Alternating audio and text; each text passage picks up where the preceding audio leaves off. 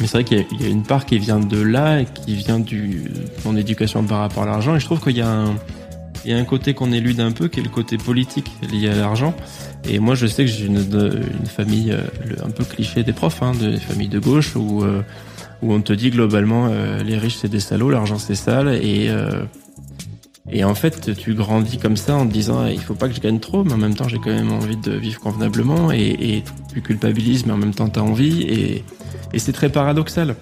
Exécuté par qui? Fabrice Florent. Bonsoir, bonjour, bon après-midi à toutes et à tous et bienvenue dans ce nouvel épisode d'Histoire d'argent. Chaque mardi et chaque vendredi à partir de 6h du matin, on discute avec mes invités de leur rapport à l'argent. Comment le perçoivent-ils? Comment ils le gagnent? Comment ils le dépensent? Comment ils l'appréhendent tout simplement? Alors je suis Fabrice Florent et mon métier c'est de faire parler les gens. Je fais parler de mes invités de leur intime parce que je suis convaincu que l'intime est bien plus universel qu'on ne le pense. Vous verrez, vous vous reconnaîtrez peut-être dans les histoires des gens qui parlent dans mon micro alors qu'ils racontent leur histoire. Je fais donc parler des gens plutôt dans des podcasts de conversation sur divers sujets, des pères de paternité, des mères de maternité, des célébrités de leur parcours vers le succès, des hommes de masculinité et aussi, bien sûr, des gens de leur rapport à l'argent. Je fais aussi un talk show avec ma partenaire Mimi Hegel qui s'appelle le Fab et Mimi Show. Bref, vous retrouverez tous les liens dans les notes de cet épisode si vous voulez découvrir ces autres podcasts. Et d'ailleurs, si vous découvrez mes podcasts, je fais pas mal d'autres choses, allez donc voir ça sur mon site internet fabflorent.com, fabflorent.com. Si mes podcasts et mon travail vous aident d'une manière ou d'une autre, alors vous pouvez m'aider en retour en m'envoyant un don en argent sonnant et trébuchant avec votre carte bleue, ou alors en vous abonnant à mon Patreon à partir de 5€ par mois. Vous trouverez les liens dans les notes de cet épisode, merci d'avance, c'est très cool. Enfin, si vous aimez le podcast, vous pouvez vous y abonner, mettre un chouette commentaire et 5 étoiles au podcast sur votre appli de podcast préféré, en particulier si vous écoutez sur Apple Podcast ou Spotify, et surtout, partagez cet épisode et ce podcast autour de vous s'il vous a plu. Je suis sûr que vous connaissez des gens que mon travail pourrait intéresser. Vous pourrez également venir commenter avec mes auditrices et mes auditeurs chaque épisode directement sur mon Discord. Je vous invite à aller découvrir Discord, c'est un petit logiciel génial qu'il faut installer sur son téléphone ou sur votre ordinateur. En fait, vous pouvez me suivre sur les différentes plateformes et réseaux sociaux et trouver toutes les infos pour me contacter dans les notes de cet épisode. Merci d'avance et bonne écoute. On est avec Aurélien alors. Salut Aurélien. Salut.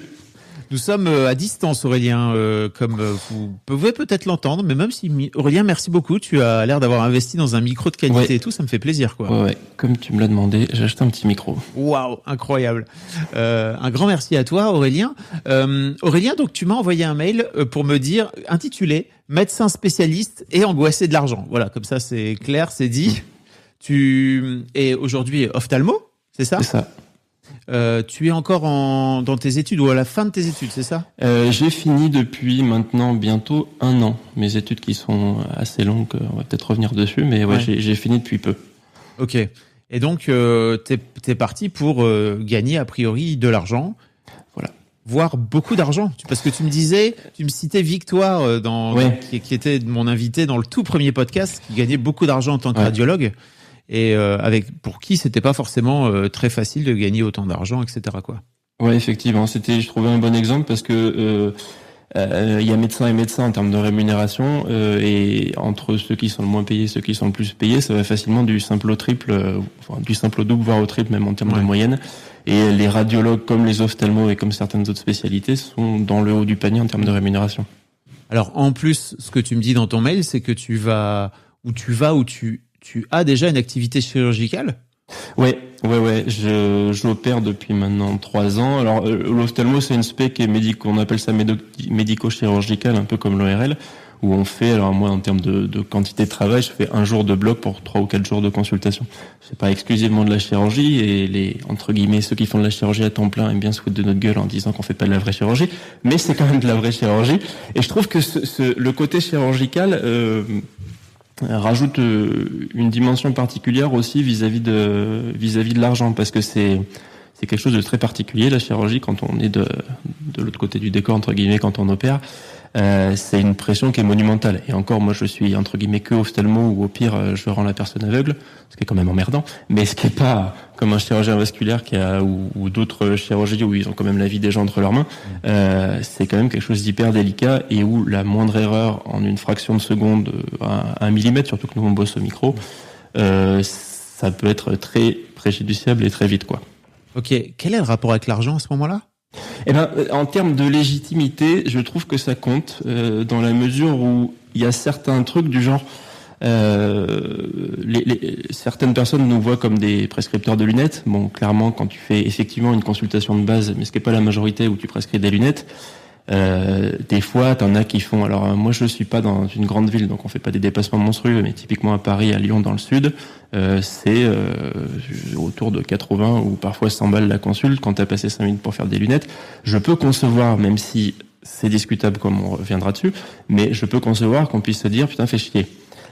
Par contre, quand moi j'opère quelqu'un et que tu vides tes surrénales pendant, même si c'est une durée courte, quand tu as la vue de quelqu'un entre les mains. Tu vides tes surrénales, qu'est-ce que tu veux dire par là? Il faut que tu parles en français intelligible de gens qui n'ont pas fait médecine. Hein. Des expressions médicales, c'est-à-dire qu'en gros, tu as une tonne d'endorphine et d'adrénaline où tu te chies dessus, quoi, pour faire moins poli. Mais ouais, c'est vraiment un stress énorme et ça nécessite quand même une courbe d'apprentissage qui est très longue et c'est des chirurgies qui sont assez courtes parce qu'on fait beaucoup de cataractes mais qui sont quand même très très minutieuses. Et l'expertise acquise par le fait d'avoir réussi à faire ça légitime un certain tarif et le fait qu'on paye. Et quand j'entends autant sur les consultations, je peux l'entendre autant sur les chirurgies, des gens se plaindre des dépassements, etc. J'essaye d'expliquer aux gens que c'est quand même quelque chose qui a une valeur qui est pas négligeable, quoi. Excuse-moi Aurélien, mais qui se plaint? Les patients, très honnêtement. Et encore, à nous, ils se plaignent moins parce que on a moins, ils osent moins. Si tu veux, les secrétaires prennent cher quand ça parle des tarifs, etc. Et encore, moi, je suis à l'hôpital, donc les gens se plaignent pas trop, mais je le vois quand je remplace, par exemple.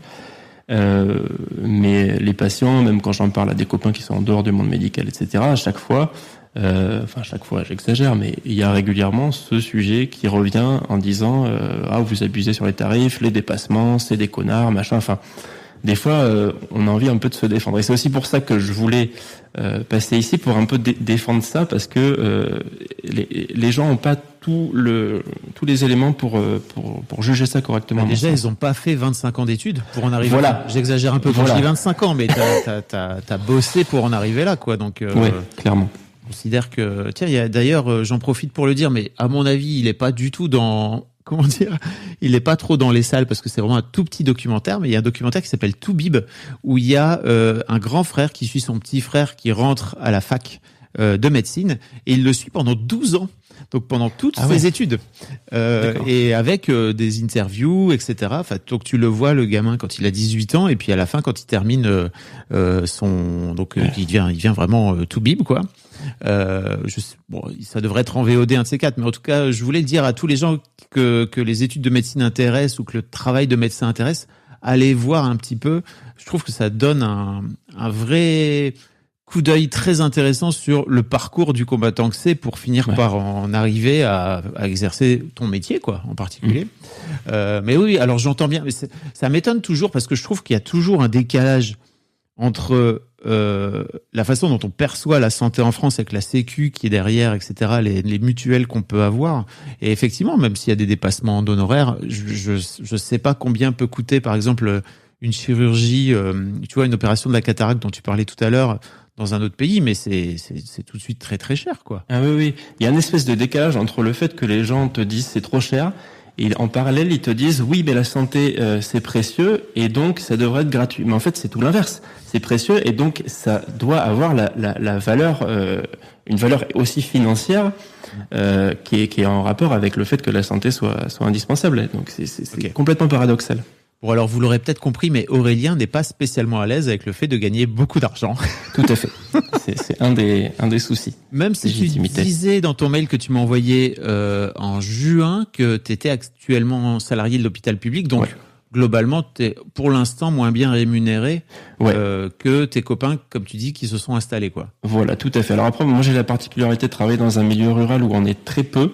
Comme je te disais ce matin, on est 6 ophtalmos pour tout le département où je travaille.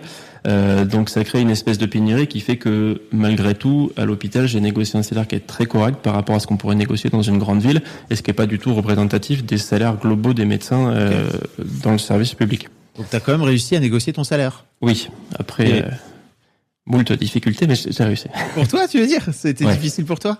Ah oui, parce que la direction traîne des pieds, bon, ce qu'on peut comprendre, mais c'est vrai que j'ai dû insister. Je voulais dire, t'as quand même réussi à négocier ton salaire pour toi. Oui. Il y a des gens qui n'arrivent pas, hein. Oui, c'est vrai. C'est vrai que ça, c'était... Mais j'ai essayé d'être factuel par rapport à ce que pouvaient gagner effectivement mes collègues en privé, en me disant... effectivement, j'ai un petit conflit de légitimité, mais en me disant il n'y a pas de raison que je gagne moins que d'autres qui font le même métier que moi, quoi. Ok. Alors dans la suite de ton mail, tu me disais que, alors c'est vraiment marrant parce que tu dis que tu as des sensations d'angoisse par rapport à l'activité chirurgicale, ce que tu as expliqué tout à l'heure, mais en fait tu es confronté à une augmentation significative de salaire et à un potentiel d'augmentation encore plus grand si tu te lances dans le privé. Et dans ce contexte, beaucoup de dilemmes. Alors, je vais lire tes questions si tu veux bien, parce que ça permettra de poser un petit peu le contexte. Que faire de cet argent? Comment gérer les tensions qu'il engendre dans mon couple? Comment combattre le syndrome de l'imposteur et parfois la sensation d'illégitimité? Comment allier le soin avec une rémunération à sa juste valeur? Est-il possible d'être médecin et chef d'entreprise sans être perçu comme un salaud? Eh ben, dis donc. Ça fait beaucoup de questions. Et tu me disais que tu avais découvert Histoire d'argent donc en juin, c'est ça, ou en mai, enfin, assez récemment. Ouais. Et que tu as tout écouté. Ouais, globalement, ouais, je peut-être pas tous, mais une bonne majorité, je pense, ouais. Qu'est-ce qui fait que t'es allé vers ce sujet-là? C'est un vrai sujet pour toi, le sujet de l'argent aujourd'hui? Ouais. Clairement, il y a plein de dimensions à la fois, mais ça m'a beaucoup aidé pour beaucoup de raisons, parce que je trouve que en entendant des gens en parler, on se rend compte que quasiment, franchement, sur tous ceux que j'ai écoutés, quasiment personne n'a de relation saine avec l'argent. Il y avait à la limite Fabien Olicard, là, qui je trouve qu'il avait une relation incroyable avec l'argent. Mais la plupart des gens ont des espèces d'angoisse, des trucs pas forcément expliqués, pas forcément cohérents, et ça rassure vachement de se dire, en fait, je suis pas complètement cinglé. Moi aussi, les autres aussi, quoi. Tous les autres sont cinglés, donc ça va mieux.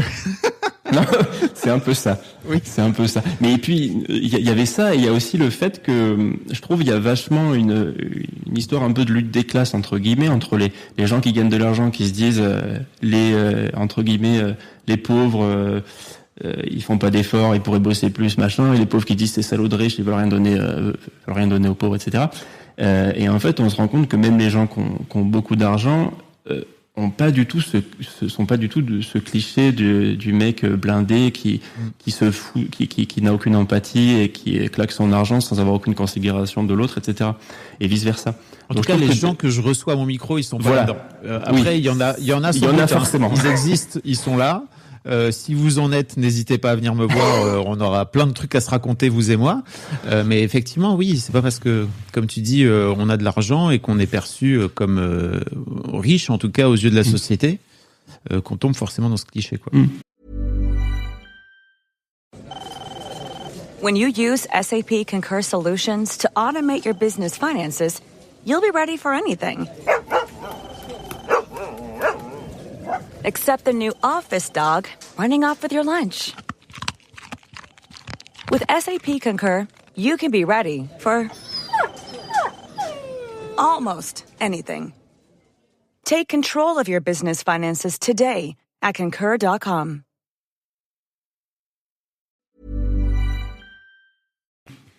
Ok. Je t'avais coupé juste avant, pardon, t'allais dire autre chose.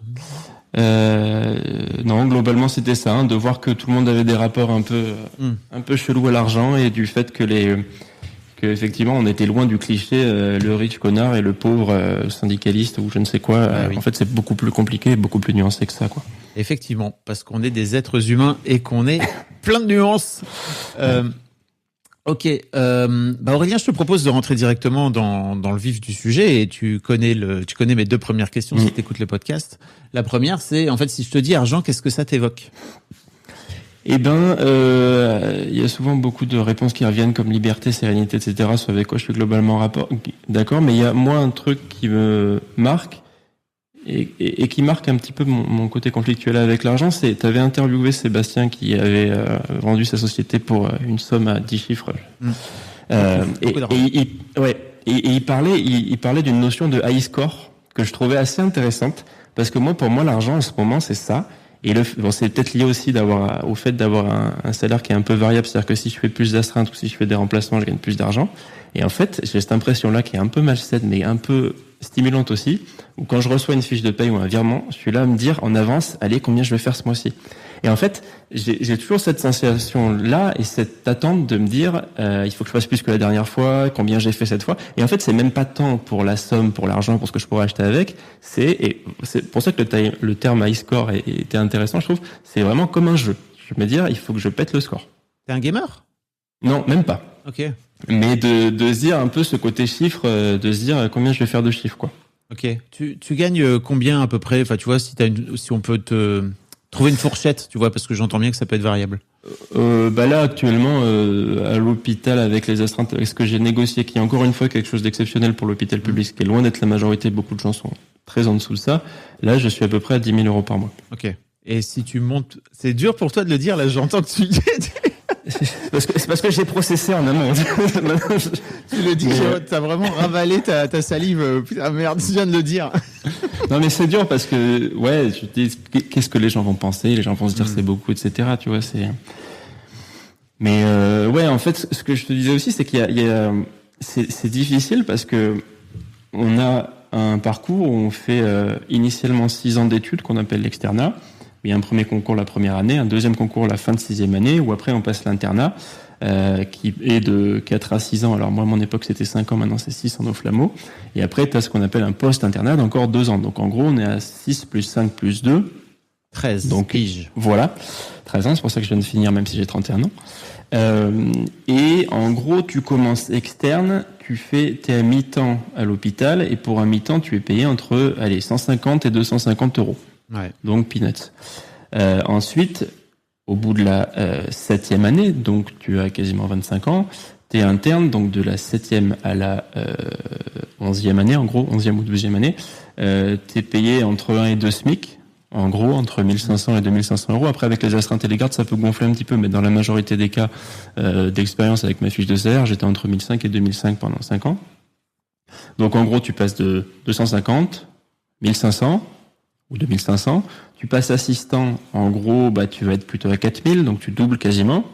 Et là, tu vois, en novembre dernier, je suis passé d'assistant à ce que s'appelle praticien hospitalier contractuel, et je passe de 4 à 10 000. Alors, souvent, c'est un peu moins, mais ça fait des gros gaps à chaque fois, et à chaque fois, de se dire, qu'est-ce que je fais de ça? Comment je gère cette nouvelle vie, cet argent? Et c'est très déstabilisant, quoi. Et après, il y a le gap encore au-dessus, pour moi, où l'installation en libéral, alors là, je suis en train justement d'y penser et de faire tous les devis on a un projet d'installation avec des copains, là. Et on a fait appel à un cabinet pour avoir des estimations de revenus, et on est à peu près à 15 000. Donc je vais encore faire moitié plus dans 3 ans. Bon, après ça s'arrête, rassure-toi. Non, mais c'est pas une question de me rassurer ou pas, c'est juste... Toi, je comprends que ça s'arrête, pour que ça te rassure en fait que ça s'arrête, tu te dis. Oui, parce que voilà, c'est à chaque fois, tu passes à plus, et c'est vrai que ce côté-là est perturbant. Ouais, c'est-à-dire que ce que tu es en train de dire là, c'est que je crois que pour beaucoup de gens, doubler, voire même quand tu passes de 150 ou 200 euros à 2500, tu fais x10, donc là c'est carrément un énorme gap. Doubler ou faire x2,5, c'est pas aussi simple et agréable que ça en a l'air de l'extérieur. Voilà, c'est ça. En tout cas pour toi. Oui. Il y a peut-être des gens pour qui c'est formidable, mais c'est vrai que... On va chercher à comprendre pourquoi. C'est très intéressant. D'ailleurs, je tiens à dire, s'il y a des médecins, des personnes qui sont dans la même situation que toi, Aurélien, je me propose comme coach. J'ai mes services, parce que franchement, normalement, ça devrait être que du bonheur. Mais bon, je comprends que ce soit pas aussi simple que ça, quoi. On va essayer de comprendre un petit peu pourquoi. J'aimerais que tu me racontes un de tes souvenirs en rapport avec l'argent. J'y ai réfléchi. Alors, c'est pas mes premiers souvenirs peut-être, mais c'est peut-être les plus marquants et ceux qui ont plus, entre guillemets, forgé mon rapport à l'argent. À chaque fois, je pense à mon père quand on était petit, qui nous racontait, en gros, qui nous disait son salaire et qui nous disait je gagne tant. Alors, en l'occurrence, pour donner des chiffres, il gagnait 3 000 euros par mois à peu près, sachant que ma mère était mère au foyer. Et il nous disait tout de suite après, mais il faut pas le dire aux autres parce que c'est beaucoup et il faut pas mettre les gens mal à l'aise par rapport à ça. Ce qui est hyper ambivalent parce que je trouve il y a un côté où tu te dis oui effectivement maintenant que j'y réfléchis moi mon salaire tu vois quand je parle avec mes secrétaires ou autres qui sont des potes je leur parle pas de mon salaire parce que effectivement c'est un peu indécent cette différence entre guillemets mais inversement quand j'ai d'autres copains médecins ou à peu près dans les mêmes revenus on en parle parce qu'il y a une espèce de pudeur européenne, française, judéo-chrétienne, je ne sais quoi, qui a pas lieu d'être dans un certain nombre de situations. Donc ça, j'essaye de m'en défaire. T'as bien raison. Excuse-moi, je te coupe, mais t'as bien raison de préciser judéo-chrétienne parce que je suis allé visiter un cloître cet été et il y avait plein de vieux textes qui, en gros, expliquent globalement que si t'es riche, tu vas les brûler en enfer, quoi. Voilà. Ouais, c'est aussi simple que ça, quoi. Donc, c'est ça. Là, tu te dis, et c'est pas. Je pense que du coup, cette phrase qui m'avait un peu forgé toute mon adolescence, etc., en disant on ne parle pas d'argent, faut arrêter avec ça. C'est trop. Et il y avait un deuxième truc qui m'est revenu plus tard, c'est mon père me disait tout le temps, quand il y avait ma mère, il se vantait entre guillemets souvent de dire, au début, quand on sortait tous les deux avec ta mère, je faisais en sorte de partager l'addition à 100%, 50-50. Et je me suis toujours dit, jusqu'à peut-être quelques mois, que c'était super, et que c'était égalitaire, et que c'était bien de faire comme ça. Et en fait, ça c'est pareil, ça a quand même ses limites, notamment dans le cadre, c'est ce que je disais, en termes de relations de couple et d'argent, c'est pas évident. Notamment, moi, je suis marié, on a une fille. On arrive en fait dans des moments de la vie où on peut plus faire 50-50, on peut plus proratiser. En fait, il faut juste faire en sorte que chacun soit sécure et qu'on puisse répondre à nos besoins mutuellement sans être égalitaire à 100%. Et ma femme me reproche souvent ça. Et moi, j'ai tendance à avoir envie que tout soit égalitaire et qu'on soit vraiment dans les clous. C'est égalitaire, en fait, c'est peut-être égalitaire, mais c'est pas forcément équitable. C'est-à-dire que j'imagine que ta femme n'est pas chirurgienne ophtalmo et donc qu'elle gagne pas 10 000 € par mois. Oui, elle gagne moins, mais on fait en sorte de proratiser, tu vois. Okay. Donc moi j'estime que c'est à peu près équitable comme ça, mais pour en venir jusque là, ça a été un chemin, quoi. Tu veux dire qu'aujourd'hui c'est le cas entre vous, mais que pendant longtemps elle t'a reproché de vouloir faire 50-50, c'est ça? Et que tu comprenais pas? C'est ça que tu veux dire ? En gros, oui. Après, c'est un peu plus compliqué parce qu'on a d'autres soucis qui rentrent en compte en ce moment. Mais oui, en gros, elle m'a reproché de retenir un peu trop mon argent et de faire en sorte que j'en donne moins et elle plus. Ce qui est sûrement vrai, hein, mais. T'avais peur ou t'as peur, je sais pas où t'en es par rapport à ça, de dépenser ton argent ? Ouais. Un truc qui est dur pour toi ? Ouais. Et en parallèle, je trouve, de l'augmentation de salaire, ce qui m'effraie, c'est que, alors c'est sûrement pas le cas de tout le monde, mais c'est mon cas, je sais pas pourquoi, mais t'as une augmentation du niveau de vie aussi. Donc en fait, plus ça va, plus tu dépenses. Alors je sais pas comment ils font, mais il y a des gens qui arrivent à gagner plus et à garder un même niveau de vie, à dépenser 3 fois rien. Moi, je regardais les comptes la dernière fois, je me rends compte, on dépense 5 ou 6 000 € par mois. Et je me disais, en fait, du coup, t'as cette angoisse-là parce qu'en fait, proportionnellement, tu dépenses toujours autant par rapport à ce que tu gagnes. Donc c'est une espèce de cercle, alors vicieux ou vertueux, je sais pas, mais. Ouais, après c'est intéressant aussi, je trouve, et surtout à ton âge, tu vois. C'est très marrant parce que j'entendais que t'avais 31 ans, et c'est vrai que donc moi je suis divorcé depuis 4 ans maintenant, mais sur les dernières années de notre couple, on va dire arrivé à la quarantaine, avec mon ex-femme, on se posait vraiment les questions de est-ce qu'on a vraiment besoin de tout ça ? Là où je crois qu'à 30 piges, on était vraiment dans il y a plein de questions, il y a des questions de statut, il y a des questions de vouloir pouvoir être à la hauteur de tes amis, etc., etc. Là où je sentais que un peu plus tard dans notre vie, on était plutôt à se dire, à revenir un peu à nos besoins essentiels et à se dire, est-ce qu'on a vraiment besoin de dépenser tout ça, quoi. C'est des discussions que vous avez avec ta femme ? Ouais, un petit peu. C'est vrai que c'est comme je te disais, cette histoire de high score là. En fait, je pense que de le voir comme ça dans ma tête, c'est pas très sain. Et des fois, elle me dit, arrête de vouloir toujours plus. Ça sert à rien. On a ce qu'il nous faut. Et moi, j'arrive pas. Je sais pas encore faire ça. Mais c'est étonnant parce que je sens vraiment, comme tu dis, il y a vraiment, t'as un peu le cul entre deux chaises. Entre t'as peur de gagner plus d'argent. En tout cas, je sens qu'il y a une vraie crainte. Ouais. En même temps, ton envie de faire péter l'high score. Est-ce que cette histoire de compète, là, ça vient aussi, je pose ça comme ça, je vois à quel point les études de médecine sont un peu aussi des trucs où on t'incite à être dans la compétition, à vouloir aller être le premier, puisque de toute façon c'est un concours, quoi. Est-ce que tu as la sensation que c'est un truc que tu as gardé de ça, que tu as toujours eu toute ta vie, c'est ça? Ouais, il y a clairement de ça. Alors moi, je suis pas spécialement compétiteur entre guillemets d'esprit, j'ai jamais été vraiment sportif ou autre, mais effectivement, on t'inculque ça de la première à la dernière année où il faut être meilleur que les autres en permanence, et c'est tout à fait c'est tout à fait probable qu'il y ait une partie de ça. Okay. Et qui est doublé aussi d'une angoisse en me disant j'ai paradoxalement une sensation d'illégitimité à gagner beaucoup dans un sens et dans l'autre sens j'ai une espèce d'insécurité qui me dit plus tu gagneras plus tu seras en sécurité et au moins on est sûr quoi. Ok. Donc bon, et si tu as écouté un peu Histoire d'argent, est-ce que tu vois un peu mieux aujourd'hui où tu peux la situer ta sécurité plutôt que sur ton compte en banque? Un quiz. Dur. Ah, tu l'as pas? Non, c'est parce que je te demande ça en plus de façon très, très légitime. C'est pas pour te coincer, tu vois. Ouais, c'est juste comme j'ai l'impression de l'avoir pas mal répété, mais peut-être que tu l'as pas capté. Merde, je t'ai essayé d'écouter. Non, je suis à côté de la plaque là. Non, c'est pas à côté de la plaque ou pas. C'est juste je me demandais si ça t'avait parlé ou pas.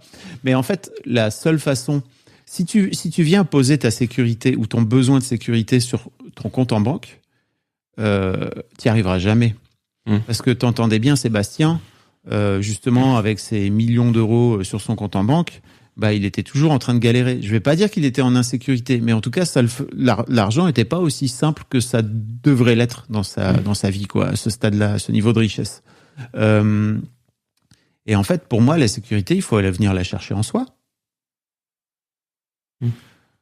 Aurélien, je crois que tu es toubib, tu es ophtalmo. Quand est-ce que tu manqueras d'argent dans ta vie? Oui, factuellement, quand j'y réfléchis, ça devrait pas arriver. Je crois pas. mais t'as toujours un mais, sait-on jamais s'il arrive si ça. Mais ce mais n'existe pas. Ce mais n'existe que dans ta tête. C'est un scénario que t'es en train de te faire. C'est Hollywood. Oui. T'as un studio là-haut qui est en train de te dire oui, mais. C'est quoi mais par exemple? Qu'est-ce qui pourrait être mais? Je sais pas, mais je trouve que c'est très relatif à ce que tu attends de la vie et ce que tu... tu attends de la vie. Oui, complètement. Donc, n'hésite pas à dire à ce que j'attends de la vie. Merci. Oui, effectivement. À ce que j'attends de la vie et me dire si je m'imagine une grande maison avec une piscine, avec une belle voiture, avec des belles montres, etc. Eh ben oui, peut-être qu'un jour j'aurai pas assez. Mais au fond, est-ce qu'on s'en foutrait pas un petit peu? Est-ce que tant qu'on peut manger et vivre convenablement, c'est pas le plus important? Mais... Voilà, c'est cette dualité qui est pas évidente à se dire oui, si j'ai plus, j'aurai plus en qualité de vie, j'aurai plus en confort matériel, ce qui est peut-être je trouve plus le mot. C'est pas le plus important, mais en tout cas c'est ce que notre société capitaliste nous vend. Oui, il faut dire qu'on est biberonné à ça effectivement. Oui, plus tu possèdes et plus tu seras heureux. Mais t'es sûr que ça se passe comme ça en vrai? Pour beaucoup de gens, je pense que non. Mais pour l'instant, je suis dans ce fonctionnement-là. Ouais. J'ai l'impression. Ok. Et c'est des discussions dont, je veux dire, pour revenir un petit peu à votre couple, vous avez tu sais à quel point j'adore les histoires de couple, mais c'est pas l'objet là, mais c'est plutôt, est-ce que au sein de votre couple, vous avez des discussions à ce propos justement? Ouais, beaucoup. Ouais. Ok. Et toi, t'es dans le high score et ta femme, elle est là, frérot, arrête, lâche un petit peu cette course. C'est ça. Et paradoxalement, en plus, je suis plus, j'allais dire grippe-sous, mais j'ai plus du mal à dépenser qu'elle.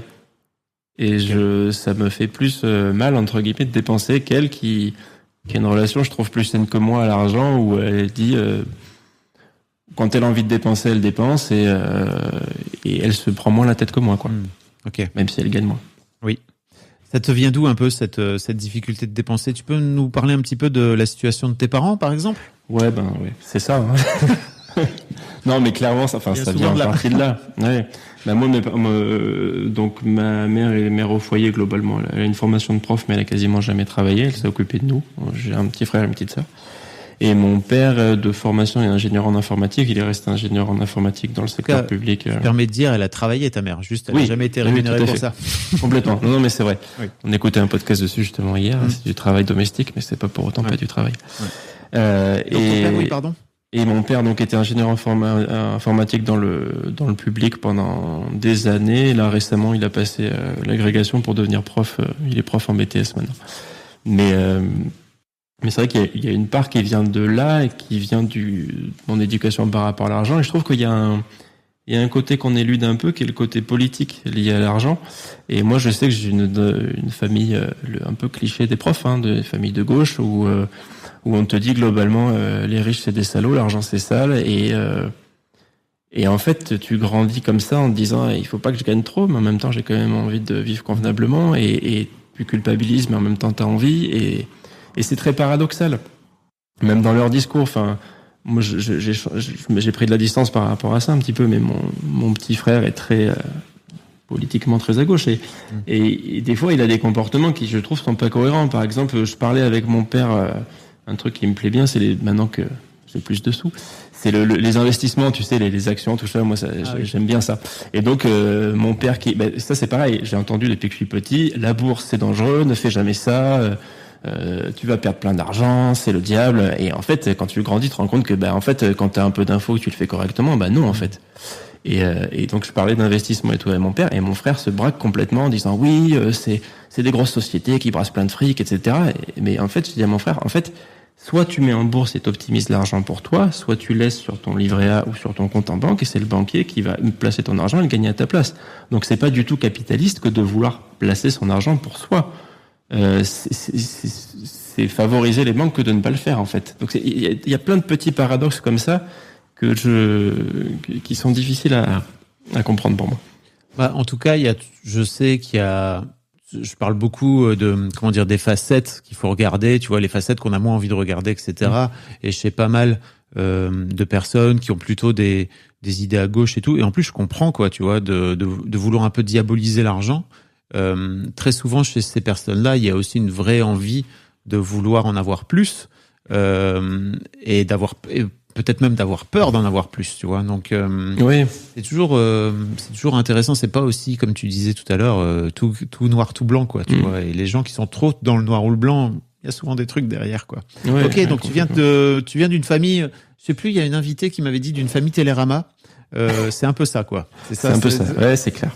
C'est la famille de gauche, intellectuelle, mais effectivement, où l'argent c'est sale, il vaut mieux pas trop en avoir que d'en avoir de trop, quoi. Ouais, complètement. Ok, tu m'étonnes que tu galères alors. Mais ceci dit, ce qui est intéressant, c'est que, si j'ai bien compris, ton père a travaillé dans la fonction publique toute sa vie, c'est ça, même encore aujourd'hui où il est prof. Et toi, tu t'es dit, ok, je vais aller faire, je vais devenir médecin et donc de travailler dans l'hôpital public, quoi. Ouais. À vrai dire, alors pas spécialement. Moi, ce qui m'a attiré, alors j'ai aucun médecin dans ma famille, ça c'est pareil. Même enfin, j'ai pas beaucoup de gens qui gagnent beaucoup d'argent dans ma famille, donc je connais pas les milieux de gens aussi qui gagnent beaucoup de sous. Mais enfin, sur le côté médecin en particulier, c'était ce qui m'attirait, c'était le côté plus libéral que public, dans le sens où moi l'image que j'avais du médecin, c'était l'ophtalmo que j'allais voir quand j'étais petit, ou le dermato parce que j'avais de l'acné, et qui était dans son bureau et qui posait son diagnostic, qui donnait son traitement, et je me disais ça c'est cool. Et puis j'avais toujours mon Larousse médical sur ma table de chevet parce que je kiffais regarder tous ces trucs, tous les trucs médicaux. Ouais, ça me plaisait vraiment. Et après l'hôpital public, ça vient plus par entre guillemets par défaut actuellement que par conviction. Mais j'entends quand même tous les avantages que ça peut avoir. Après, il faut savoir aussi que selon les spécialités, c'est plus ou moins compliqué de rester à l'hôpital parce que tu vois, par exemple, nous, en ophtalmo, il y a quasiment pas d'hospitaliers parce que les écarts de rémunération entre le privé et le public sont monumentaux. Ce qui est beaucoup moins le cas dans d'autres spécialités, les urgentistes, les internistes, etc. Il y a moins de décalage, il y a plus d'avantages à rester dans la fonction publique, donc il y a beaucoup plus d'hospitaliers dans ces spécialités-là. Mais voilà, après l'hôpital, il y aurait beaucoup à y dire aussi parce qu'il y a puis l'hôpital et l'argent aussi parce que les gens sont mal rémunérés, on a peu de moyens, on a un fonctionnement et une façon de penser qui est des fois lunaire, où c'est du court terme, où nous, on a du matériel qui est très cher en ophtalmo, mais qui peut se rentabiliser très vite. Donc, de leur faire comprendre que tu mets 100 000 euros dans une machine et en fait, en 3 ans, tu l'as rentabilisé, ça met des mois avant qu'ils comprennent. Alors qu'en privé, ça serait fait du jour au lendemain. Et donc, des fois, je comprends que les gens s'essoufflent et en aient marre de rester à l'hôpital parce qu'en fait, pour faire le moindre truc, t'es obligé d'y passer des plombes et de faire des réunions à tout le monde et demander à tout le monde Et au bout d'un moment, t'en as marre, quoi. Alors après, je pense que je connais pas encore l'exercice libéral à 100%, mais il y a clairement des écueils et des défauts aussi dans l'exercice libéral. Oui. Mais c'est vrai que la fonction publique, c'est lourd. Ok. Clairement. Donc toi, tu t'envisages là de te lancer à ton compte alors, c'est ça, en libéral? Ouais.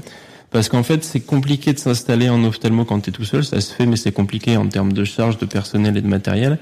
Et donc là, j'ai pas vraiment d'opportunité d'installation parce qu'il y a pas vraiment de cabinet il y a un seul cabinet en libéral et qui sont des personnes qui travaillent pas comme moi j'ai envie de travailler. Donc j'ai pas envie de m'associer avec elles.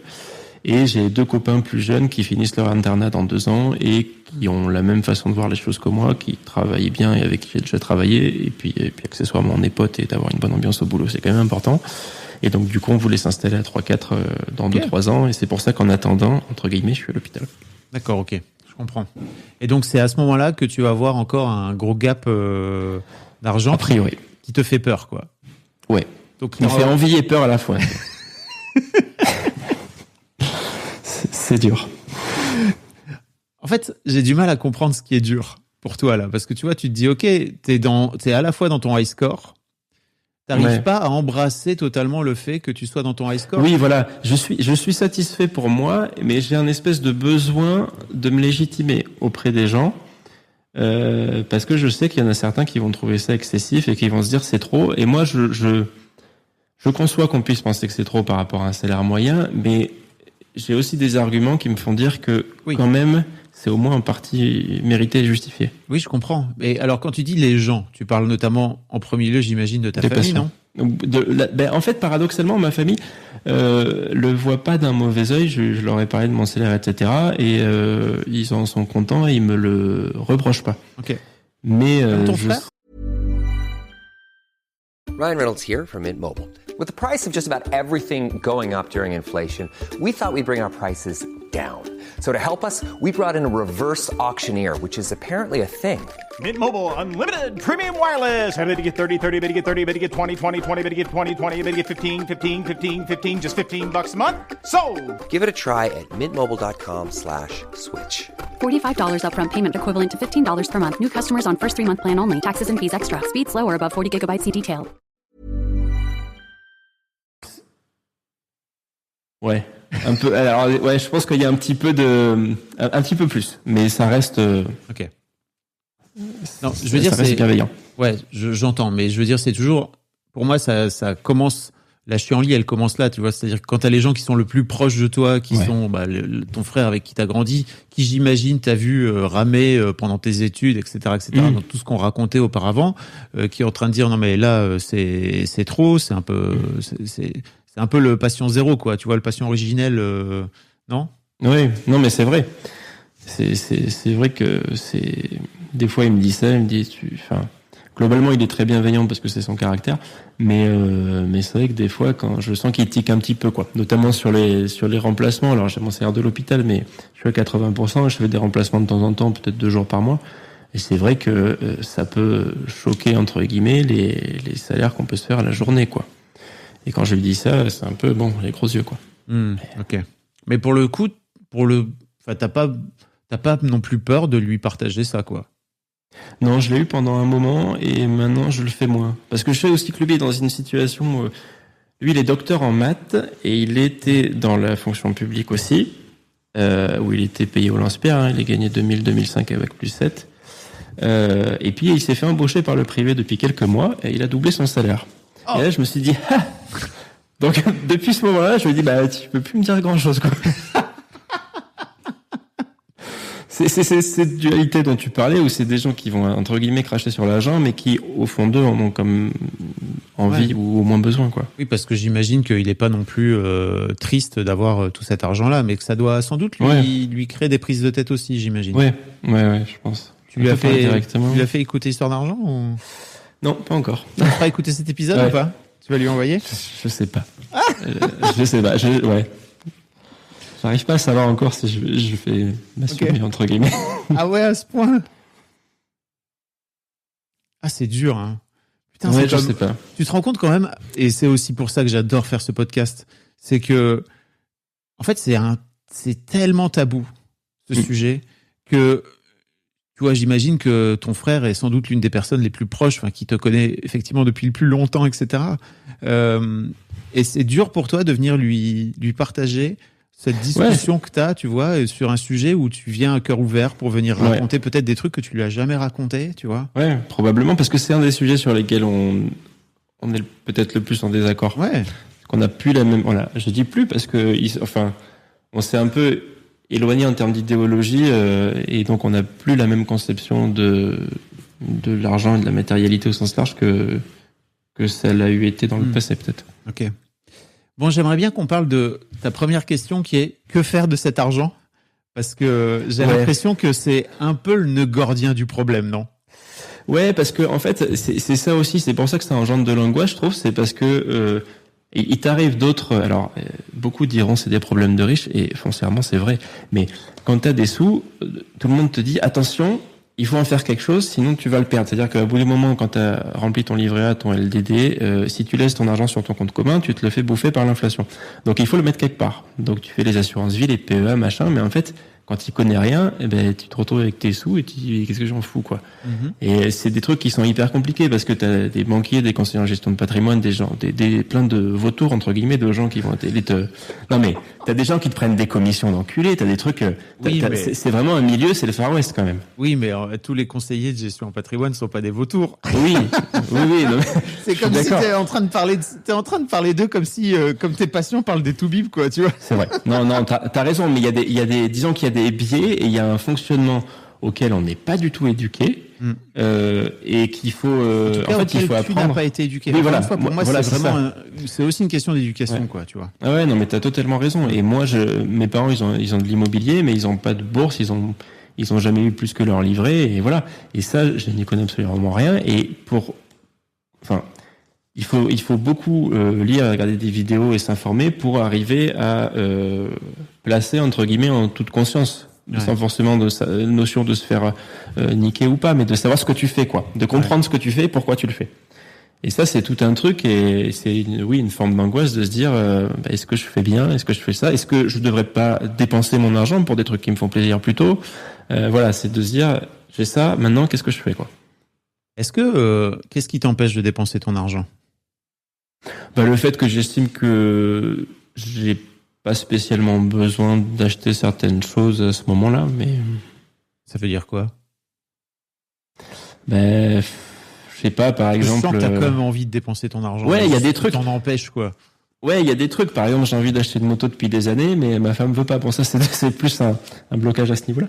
Mais est-ce qu'elle veut pas parce que ça coûte de l'argent, ou est-ce qu'elle veut pas parce qu'elle se dit tu vas aller te planter la gueule? Ouais, c'est plus ça. C'est plus ça. Il y a un risque. Une petite fille, Oui. Il y a de ça. Ok. Oui, ça, à la limite, j'entends bien. Mais il y a d'autres choses? Il y a plein de travaux à faire à la maison, là, pour le coup, je dépense, mais après, il y a quoi, je pense. Je sais pas, tout à l'heure, tu me disais une grosse maison avec des grosses montres, etc. T'es là-dedans? On a acheté une maison il y a 2-3 ans qui nous va bien. Après, on est en train de faire des travaux, donc ça coûte un peu, mais c'était prévu. Les montres, je commence à m'y intéresser, mais c'est encore une histoire de placement. Moi, je trouve. C'est pas pour le plaisir, là. Il y a de ça, si, ça fait toujours plaisir, mais j'essaye de faire en sorte. J'en ai acheté 2, tu vois, et à chaque fois, je me dis, est-ce que je pourrais la revendre au même prix, parce que c'est le critère principal. Quand même. Ah ouais, ok. Quand c'est des grosses sommes, tout est relatif, mais tu te dis, j'aimerais au moins ne pas perdre cet argent. Comme quand tu achètes une voiture neuve et que tu sais que quand elle sort de concession, tu perds X% de sa valeur, et ça fait un peu chier, quoi. Ok. Sauf si un jour tu as de l'argent et que tu te dis, tiens, j'ai envie d'aller dépenser cet argent. Mon ex-femme a fait ça un jour, elle a pété un plomb, elle a décidé d'aller chez Audi. En fait, c'était le jour où j'ai compris qu'en fait, c'était vraiment son truc, genre, ok, ça fait 10 ans que je bosse, j'ai gagné de l'argent, et en fait, je vais aller chez le concessionnaire et aller acheter une Audi neuve. J'étais là, ok, c'est complètement con, mais et en fait, fondamentalement, je comprends, avec le recul, tu vois, je comprends pourquoi elle l'a fait. C'était important pour elle de vivre cette expérience-là, de se dire, ok, je veux prendre celle-là, tu vois, et puis pas de problème, je vais vous payer cash aussi parce que j'ai de l'argent devant moi. Je suis là, c'est complètement idiot. Mais ok, je comprends. Bah, tu vois, si t'as envie de faire ça, moi, je trouve ça cool. Non, mais effectivement. Et ça, tu vois, c'est quelque chose de compliqué. Mais j'ai une anecdote là-dessus, alors que je l'avais noté, qui me fait rire rétrospectivement. Mais j'aime bien les voitures aussi. J'aime beaucoup ça depuis toujours. Je lisais tous les Autoplus de mon grand-père quand j'étais ado. Et j'ai du mal à l'assumer. Et par exemple, tu vois, j'ai fini mon internat, j'ai passé ma thèse, j'ai acheté la voiture qui me faisait rêver depuis toujours. Alors, c'est pas une Lamborghini, j'ai acheté une Tesla. Bon, mais j'adore ça toujours. Bon, bah ouais. Mais j'assumais pas, tu vois. Franchement, j'avoue, la Tesla, c'est vraiment la voiture des Transformers, quoi. Tu vois, t'as juste envie. C'est un gros jouet, c'est gadget, moi j'adore ça. Et du coup, pendant longtemps, je l'ai pas assumé. Et quand j'allais faire des remplacements au cabinet là où je travaille actuellement, en remplacement. Et ben je me garais pas devant le cabinet parce que j'assumais pas. Je me garais à 300 mètres en me disant le petit remplaçant là, ça la fout mal quand même qu'il se ramène en Tesla. Alors que j'avais mes petites Clio Campus avant. Ok, ça va mieux aujourd'hui ? Ça va mieux. Mais tu vois là, j'ai envie de changer et je me dis qu'est-ce que vont penser les gens ? C'est con, je devrais pas penser à ça. Mais ok. Et ça devient d'où ça qu'est-ce que vont penser les gens ? Je pense de mes parents, du fait que je les ai toujours entendus un peu railler et critiquer tous les gens qui dépensaient, qui avaient des grosses voitures, je me rappelle la femme de mon parrain qui avait acheté un 4x4, enfin une Toyota RAV4 là, c'est pas non plus un truc, et mon père qui disait regarde, elle achète ça alors qu'elle a pas besoin, tout ça. Maintenant, rétrospectivement, j'ai envie de dire mais qu'est-ce que ça peut te foutre si ça lui fait plaisir, c'est très bien. Et ça, il faut encore que je l'intériorise. Ouais. Parce que je sais qu'aux yeux des gens, quand ils te voient te balader dans X voiture, ils se disent c'est un anti, quoi. Ce qui est absurde. Mais t'es un anti ? Non ? Bah, dans quel sens ? T'es pas à l'aise avec le fait que... en fait, je crois qu'il y a plein de gens qui vont t'écouter, tu vois, et qui vont se dire, bon, bah Aurélien, vu son parcours, vu ce qu'il gagne aujourd'hui, en fait, oui, tu vas finir riche, en fait. Tu vas avoir beaucoup d'argent et je suis très heureux pour toi. Donc, il y a plein d'auditeurs, d'auditrices qui vont t'écouter, qui vont dire, bah, Aurélien, c'est un anti, c'est OK. Ouais, c'est vrai que ça serait bien que la majorité des gens pensent comme ça, mais je sais que c'est pas le cas. Alors, peut-être que je surestime la portion de la population qui me juge comme ça, mais surtout, qu'est-ce que t'en as à foutre de ce que les gens viennent dire de toi, tu vois, à ce moment-là? C'est vrai. On revient à ce truc d'illégitimité, tu vois, où, en fait, qu'est-ce qui fait que t'as besoin de venir légitimer ou d'expliquer le fait que tu gagnes tout cet argent, alors que, en fait, il y a tous les gens qui vont râler à ce moment-là, en fait, ils ont qu'à se les taper, les 13 ans d'études, quoi. Tu vois, c'est, encore une fois, je reviens à cette histoire de docu, là, que j'ai vue, c'est quand même une sacrée purge, hein, les études de médecine. C'est pas, oui, clairement, c'est pas un parcours de santé, quoi, tu vois. Ah oui, t'as pas de vie sociale pendant des années, c'est des concours qui sont hyper sélectifs, c'est clair.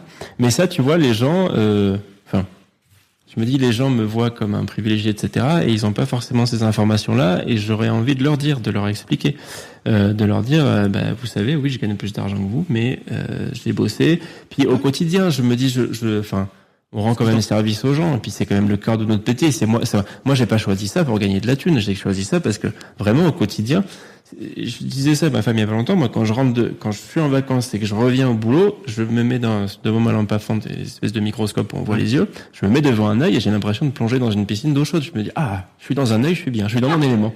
C'est con, mais j'aime ce que je fais et ça me passionne, et le fait de pouvoir rendre service aux gens, c'est ce qui est le plus gratifiant. C'est hyper cliché de le dire comme ça, mais franchement, au quotidien, c'est vrai, quoi. Non, mais je comprends trop cette position-là. Moi, ce qui m'a étonné, Aurélien, c'est quand tu m'as dit tout à l'heure, mais j'ai négocié pour avoir plus d'argent à l'hôpital public. J'étais là, waouh. Ouais. Donc, en fait, t'as déjà fait ce travail-là.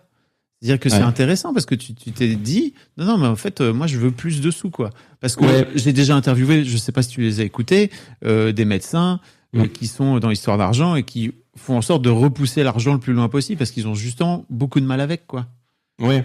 Il y a aussi, mais il y a aussi, le fait de négocier plus pour soi, entre guillemets, mais il y a aussi une espèce d'histoire de conflit éternel avec l'hôpital où quand t'es interne, quand t'es externe, quand t'es assistant, ou en gros, franchement, tout le monde te met toujours un peu des bâtons dans les rues, surtout dans les grands CHU, dans les grandes villes où t'as plein d'administratifs à cariat qui te cassent les couilles et qui te font attendre, qui qui t'imposent des trucs. Et en fait, il y a aussi une espèce d'envie c'est pas forcément très sain ce que je veux dire, mais d'envie de revanche sur l'hôpital et de leur dire, maintenant j'ai fini, maintenant c'est moi qui impose mes conditions, quoi. Ok. Il y a un peu de ça aussi. Je trouve ça bien de le dire. Je trouve ça bien de le regarder en face, cette facette de peut-être qu'on revient aux compétiteurs, quoi. Ouais.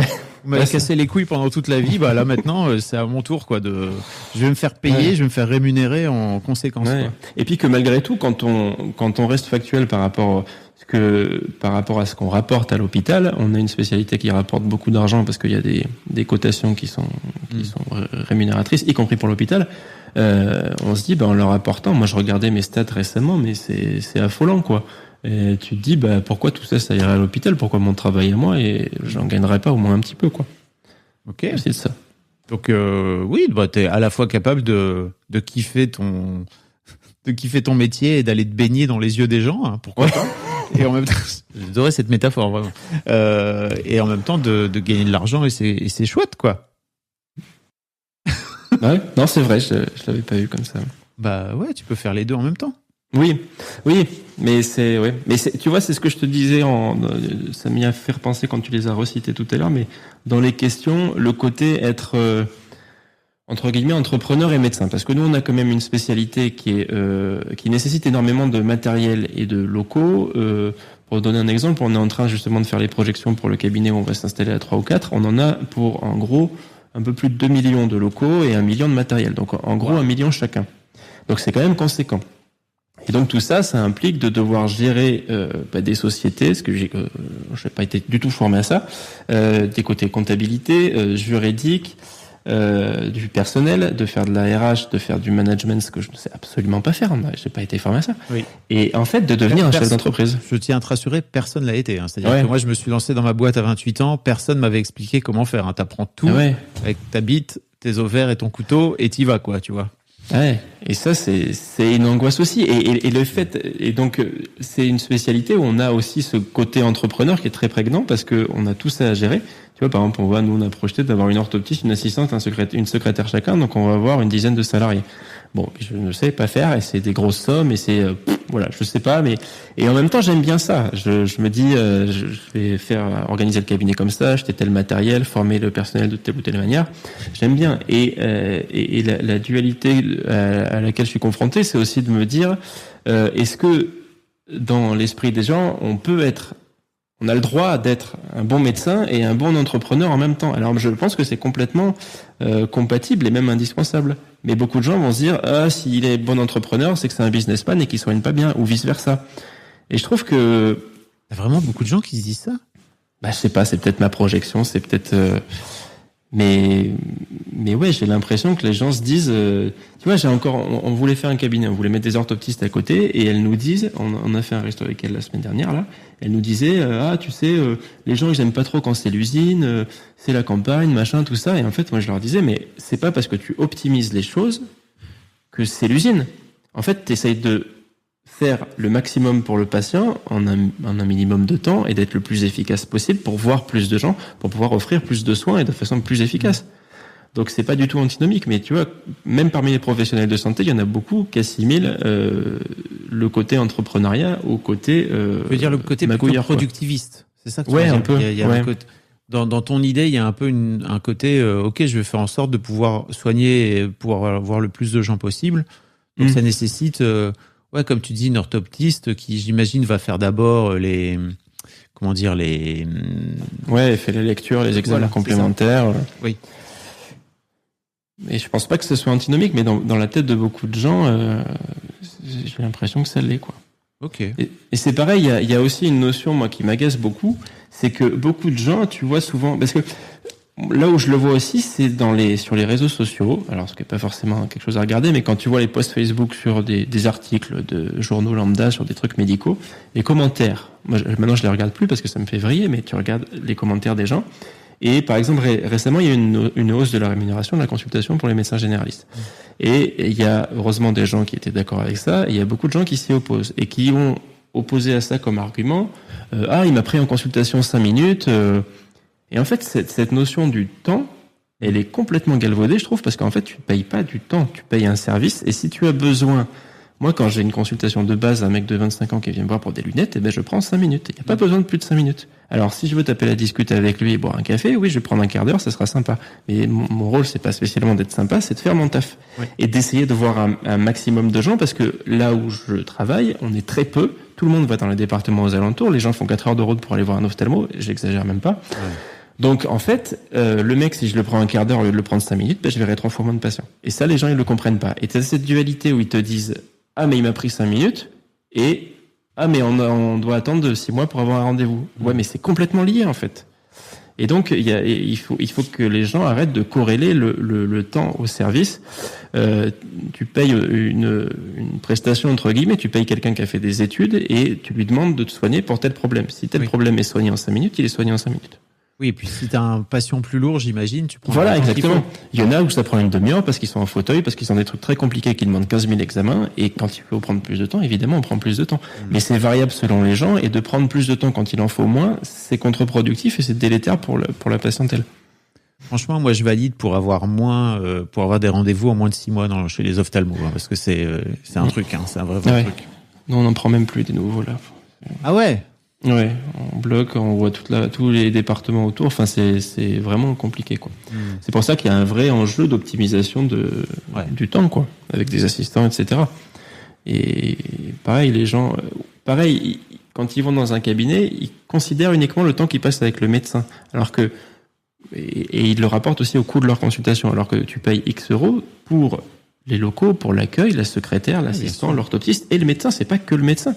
Parce que quand tu as des 2 millions de locaux, ton million de matériel et tes salaires à payer à la fin du mois, ça sert en très grande partie à rémunérer tout ça, quoi. Bien sûr. Et ça, les gens ne le voient pas. Ok, c'est intéressant, hein. Donc là, t'es parti pour devenir chef d'entreprise, alors. En gros, ouais. Ça me plaît bien. T'es à l'aise avec l'idée? Ouais. Ouais, avec tous les bémols que j'ai soulevés, mais c'est quelque chose qui me plaît beaucoup, tu vois. Entre guillemets, paradoxalement, malgré mon éducation, j'avais hésité quand j'avais 18 ans entre faire médecine et faire une prépa HEC. Parce que le côté commerce, j'aime pas trop ce mot parce que c'est péjoratif, mais le côté entrepreneuriat me plaît beaucoup. C'est pas péjoratif, c'est qu'un mot, commerce. Ouais. C'est péjoratif dans ta culture, peut-être. Oui, c'est ça. Non, mais c'est peut-être... Moi, je trouve ça chouette, le commerce. Ok, t'as besoin d'avoir un service ou un truc. Ah bah moi, j'en ai besoin également. Tiens, tu me donnes de l'argent en échange. L'argent qui, rappelons-le, n'est qu'un moyen de transaction et rien d'autre, à la base. Voilà. Tout à fait. Avant d'être perçu. Donc, à la base, tu voulais faire HEC ? Ouais, ça me plaisait bien et c'est vrai que moi j'aime bien aussi, je n'avais pas spécialement réfléchi initialement, mais j'aime bien dans ma spécialité ce côté-là de pouvoir mixer un peu le côté médical et le côté entrepreneuriat en se disant je fais les choses comme je veux qu'elles soient pour les optimiser, pour travailler de telle manière avec telle personne et tel matériel et pouvoir faire ce que je veux et optimiser un petit peu les choses dans tous les domaines, quoi. Ok. Et alors, par rapport à la chirurgie, là, où tu me disais que tu trouvais ça... En gros, tu pouvais rendre quelqu'un aveugle en l'espace d'une demi-seconde, machin. C'est un truc... C'est quelque chose qui te fout la pression au quotidien ? Ouais, grave. Ah ouais. Et encore que ça l'était beaucoup au début. Franchement, au début, les premiers mois, voire même la première année, c'était j'opère un jour par semaine. Mais les veilles où j'opérais... C'était le stress, les matins, c'était la boule au ventre. Enfin, et après, je m'en suis peu à peu libéré, mais je pense qu'on s'en libère un peu jamais de ça, parce que en même temps, c'est sain, parce que tu te dis, si j'ai la pression, c'est que je fais attention aux patients et que ça me touche quand j'ai une complication, ça me touche parce que j'ai une personne qui va y voir moins bien, qui va potentiellement avoir mal, etc. Et en même temps, il faut pas que ça nous bouffe non plus. Moi, je sais que ça m'est arrivé heureusement rarement, mais des fois où t'es à la limite de paniquer, quoi. Tu dis là, attends, il faut se poser, t'es plus cohérent, réfléchis 2 minutes et garde ton sang-froid. C'est ce qui est difficile. Mais effectivement, c'est tout un pan de la spécialité qui est très particulière. Et ce que tu voulais dire, c'est que en échange, entre guillemets, de ce stress que tu vis et qui est un peu particulier dans ta pratique, tu trouves ça juste d'avoir de l'argent en retour? Oui, je trouve que s'il y a bien une chose pour laquelle on mérite de gagner des sous, c'est bien pour le côté chirurgical, parce que c'est une expertise qui est longue à acquérir, parce que c'est énormément de risques, énormément de responsabilités, et parce que c'est énormément de stress, quoi. Et c'est marrant ce côté stress. J'avais entendu un autre ophtalmo qui hésitait lors de son cursus à se spécialiser dans l'imagerie ophtalmologique, de faire que de l'imagerie, et donc à laisser tomber la chirurgie. Et donc il racontait qu'il expliquait à sa femme je suis en train d'hésiter à faire que de l'imagerie, mais si je fais ça implique que j'arrête d'opérer. Et sa femme lui répond du tac au tac, arrête d'opérer. Et il lui dit mais pourquoi tu dis ça? Et en fait ça m'a fait beaucoup rire, parce qu'en fait moi c'est exactement pareil. Sa femme lui a dit en fait la veille où t'opères t'es insupportable, t'es super stressé. Et ma femme me dit pareil, la veille où t'opères t'es trop chiant. Et ça me rassure aussi de me dire il n'y a pas que moi, effectivement c'est quelque chose de stressant, et qu'il reste, parce que des gens même âgés, alors c'est des caractères aussi, hein, mais même des vieux ophtalmos me disent c'est toujours stressant même après 30 ans de carrière, quoi. Parce que j'allais dire, est-ce que ça continue t'as pas la sensation que ça va s'atténuer, mais ça s'atténue, mais ça part, je pense pas que ça partira totalement. Mais en même temps c'est sain que ça parte pas totalement, mais c'est ce que me disait une collègue un jour, c'est ce qui est pas vrai mais qui a du sens, c'est de dire un bon chirurgien c'est quelqu'un qui a pas d'empathie. Alors c'est faux foncièrement, mais en fait ce qu'elle veut dire c'est que quand t'as pas d'empathie, t'as pas de stress, et du coup tu as plus les idées claires, et donc effectivement c'est peut-être plus facile d'opérer dans ces situations. Peut-être plutôt plus sur la tâche que sur je suis en train d'opérer un patient, Voilà. Un humain parce que derrière. des fois quand t'as tes moments à te dire il va perdre la vue machin, tu perds pied vite, quoi. Ok. Écoute, j'ai un peu l'impression qu'on a répondu à toutes tes questions. Est-ce que y a des choses sur lesquelles je t'ai pas amené, dont tu aurais aimé parler? Si, il y avait quelque chose sur l'internat. Il y a deux choses. Parce qu'on entend beaucoup dire que les études des médecins sont payées par la Sécu, et qu'il faut qu'ils s'arrêtent de se plaindre, et que payées par l'État, pardon, et qu'ils devraient s'installer dans des déserts médicaux pour rembourser, etc. Et il y a juste, je voulais revenir sur des chiffres, parce que j'ai récupéré des chiffres des syndicats, des internes, qui sont assez étonnants pour le commun des mortels, entre guillemets, parce que, comme je disais, les salaires des internes sont bas, et quand on est interne, on fait globalement le travail d'un médecin diplômé. Et donc, on est payé entre 1500 et 2500 euros par mois. Et les chiffres que j'ai là, par exemple, pour un généraliste coûte en formation un peu plus de 100 000 euros à l'État, et un spécialiste 126 000 euros. Ça, c'est ce que ça coûte à l'État, mais ce que ça rapporte versus si l'État avait embauché un médecin de plein exercice, entre guillemets, c'est 210 000 euros pour un généraliste et 366 000 euros pour un spécialiste, c'est-à-dire plus du double. La façon dont sont faites en France les études médicales, l'État ne perd pas d'argent, il en gagne beaucoup. Il gagne 100 à 200 000 euros par médecin sur la totalité de son cursus. Donc c'est une erreur de dire que les études des médecins sont payées par l'État, parce qu'elles sont largement remboursées avec l'internat. Donc cette histoire de numerus clausus là, qui aujourd'hui amène justement à la pénurie, est complètement idiote, encore plus, quoi. Oui, parce que ça avait été créé à un moment où il y avait trop de médecins, et où il s'était dit comme idée géniale de se dire il y aura moins de médecins, il y aura moins de dépenses, ce qui en fait est con, parce qu'il y a une même quantité de dépenses de santé, puisqu'il y a un même nombre de patients. Ouais. Mais oui, maintenant on en revient. Alors après il y a d'autres problématiques, mais oui. Au moins ça, mais c'est ça. Il va y avoir un décalage de quelques années avant que ça revienne. Oui. D'une part, il y a un décalage. Il y a un décalage de plusieurs années, et en plus d'arrêter le numérus, c'est pas forcément une bonne idée à mon sens, parce qu'il faut avoir les capacités de formation suffisantes à côté, ce qui est déjà pas le cas actuellement avec le numérus. Donc si tu balances 100 personnes avec 1 mètre de stage au milieu, ça sert à rien, quoi. Si c'est pour être formé n'importe comment. Et si. Et il y avait un deuxième truc sur lequel je voulais revenir, c'était sur il y avait une généraliste que tu avais interviewée qui parlait de dépassement d'honoraires, et du fait qu'ils n'étaient pas, qu'ils n'étaient pas pris en charge. Je voulais revenir dessus pour dire que c'est pas tout à fait vrai, parce que les dépassements d'honoraires sont dans l'immense majorité des cas pris en charge par les mutuelles. Donc ils sont entre guillemets indolores pour les patients.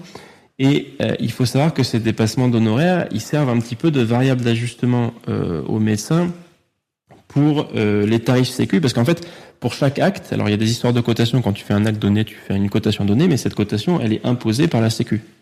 Si tu n'es pas secteur 2, si tu peux pas faire de dépassement, tu peux pas faire plus. Sauf qu'en fait, la Sécu, elle t'impose des tarifs qui sont pas toujours justifiés et qui sont souvent pas revalorisés pendant très longtemps. Donc en fait, le secteur 2 et les dépassements, certes, servent à faire variable d'ajustement et à ajuster sur l'inflation. Alors après, il y a des gens qui abusent, comme partout, ça c'est certain. Mais globalement, ça sert à ça. Et j'ai un exemple, par exemple, de la chargée de cataracte, justement, qui est cotée depuis 1986 à 271 €.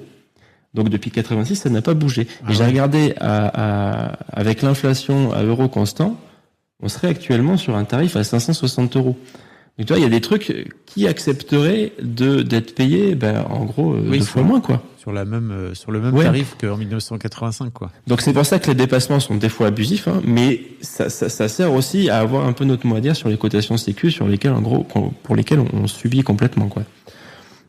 Ok, je comprends. Voilà. On revient un petit peu à cet aspect chef d'entreprise pour le coup où il faut un peu faire sa petite tambouille en fonction du système, quoi.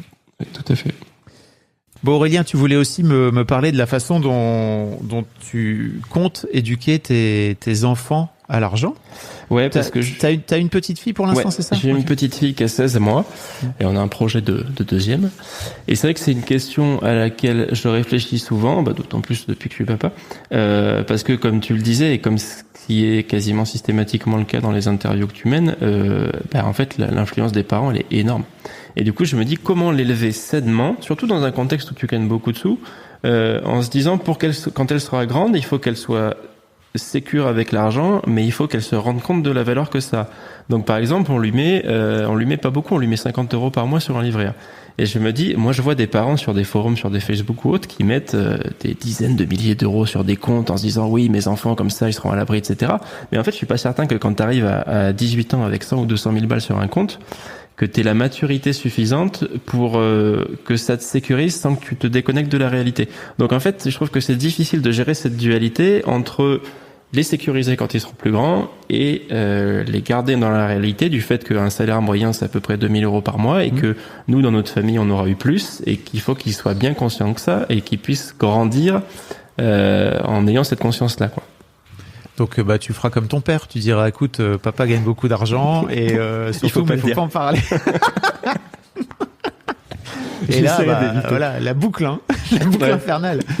Mais c'est intéressant parce que je trouve que le chemin que tu as pris là, tu vois, à essayer de réfléchir à l'argent, la façon dont tu as toi-même été éduqué, etc. Le simple fait que tu sois sur ce chemin-là amène forcément va t'amener des réponses. Et tu vois, dans ce que j'entends, il y a un peu ce truc de la valeur de l'argent, etc. Mais en fait, je crois que fondamentalement, ça veut rien dire, la valeur de l'argent. C'est un vrai truc aussi de gauche, ça, pour le coup. De se dire, OK, moi, c'est important que mes enfants, ils aient la valeur de l'argent. Je sais pas si c'est aussi simple que ça, parce que quand t'es en train de dire ça, t'es aussi en train de projeter ta propre éducation, j'imagine. Oui. Et je dis pas qu'il y ait de bonnes ou de mauvaises réponses. En tout cas, je crois que l'un des trucs les plus importants à faire, c'est de travailler soi-même sur sa propre relation à l'argent. Ouais. Et en fait, tes gamins, ils peuvent très bien avoir 100 ou 200 000 balles sur leur compte en banque quand ils arrivent à 18 ans et d'être capable de le dépenser de façon extrêmement tranquille et extrêmement consciente aussi, tu vois. Donc, tout dépendra un petit peu de aussi la façon dont vous, en tant que parents, vous avancez, de la façon dont, tu vois, ta compagne, elle, va gérer cet argent, parce que c'est toujours pareil, il y a aussi une dualité entre le père et la mère tout le temps, il y a toujours des relations différentes, quoi, forcément, enfin, en tout cas, assez souvent. Donc, mais ouais, je suis assez d'accord avec toi, ça vient amener quelque chose, quoi. Ça vient amener des prises de tête. Ouais. Et déjà, le fait effectivement, de prendre conscience que c'est un sujet, c'est déjà un début, parce que je pense qu'il y a beaucoup de gens qui passent des vies entières en ne considérant pas l'argent comme un sujet, comme quelque chose à travailler, quoi, dans sa relation avec l'argent. Et ben voilà, c'est déjà un énorme pas. T'as déjà, bon, elle est encore toute petite et t'as encore un peu le temps. Hein. Ouais. J'ai encore le temps de réfléchir. C'est cool. Merci beaucoup, Aurélien. Merci à toi. C'est très cool. Je te remercie pour tous ces éclaircissements. Et puis, je te souhaite de trouver les moyens de pouvoir dépenser ton argent et de pouvoir en profiter de la façon la plus cool et tranquille possible. Merci beaucoup. Un grand merci à vous d'avoir écouté jusqu'au bout. Pensez à rejoindre le serveur Discord pour venir commenter avec le reste de ma commu. Je vous trouverai tous les liens dans les notes de cet épisode. Et si mon travail vous plaît, je vous rappelle que vous pouvez m'offrir en échange un peu de sérénité en vous abonnant à mon Patreon ou en m'envoyant de l'argent en vous munissant de votre CB. Vous trouverez tous les liens dans les notes de cet épisode. Et si mon travail vous plaît, je vous rappelle que vous pouvez m'offrir en échange un peu de sérénité en vous abonnant à mon Patreon ou en m'envoyant de l'argent en vous munissant de votre CB. Vous trouverez tous les liens dans les notes de cet épisode également. Bonne fin de journée et j'espère à très bientôt pour un nouvel épisode de podcast. Discover Hydro, the best kept secret in fitness. Hydro is the state-of-the-art at-home rower that engages 86% of your muscles, delivering the ultimate full-body workout in just 20 minutes. From advanced to beginner, Hydro has over 500 classes shot worldwide and taught by Olympians and world-class athletes. For a 30-day risk-free trial, go to Hydro.com and use code ROW450 to save $450 on a Hydro Pro rower. That's HYDROW.com, code ROW450.